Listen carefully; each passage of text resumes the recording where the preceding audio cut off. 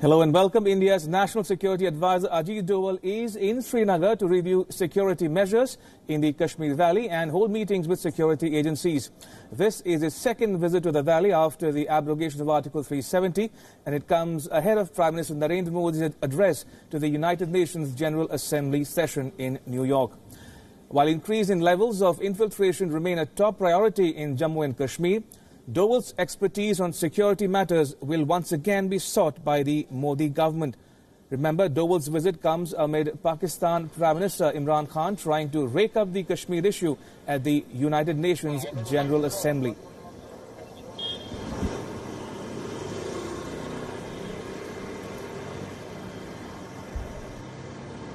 India's National Security Advisor Ajit Doval is in Srinagar to review the security arrangements and also to overlook the development progress that has been made following the abrogation of Article 370 and also dividing the state into two union territories, which will come into effect from October 31st. Now, Ajit Doval will also meet the top officials from the security agencies and also take a stock with the administration at what really has happened in the valley in all these days.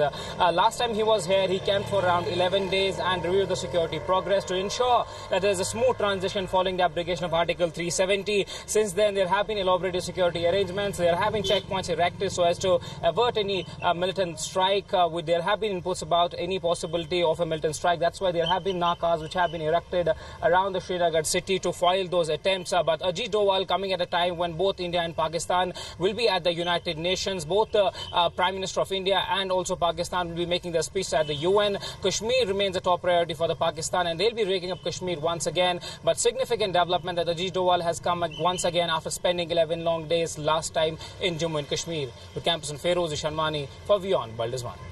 President and Prime Minister really is now on the forefront.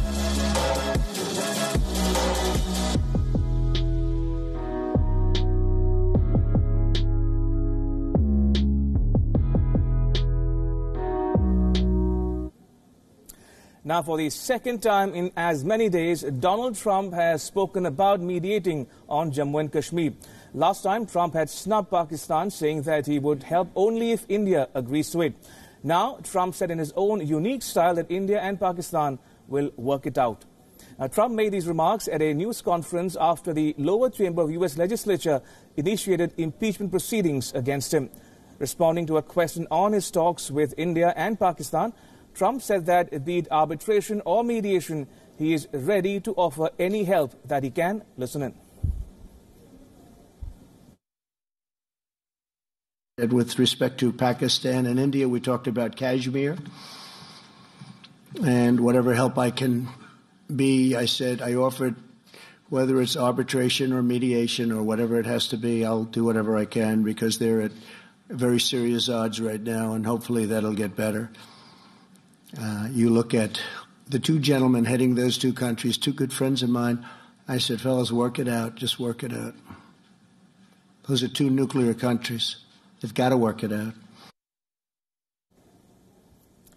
Trump's remarks come just 48 hours after he made a similar offer in his bilateral talks with Pakistani Prime Minister Imran Khan. The Indian Foreign Ministry spokesperson responded by saying that India has made its position on Jammu and Kashmir very clear and that it was discussed in the bilateral with Trump, but there was no mention of mediation. You see, I think our position is very clear. Even if you look at what he said yesterday, I think he said that India and Pakistan should both agree for any kind of mediation or arbitration.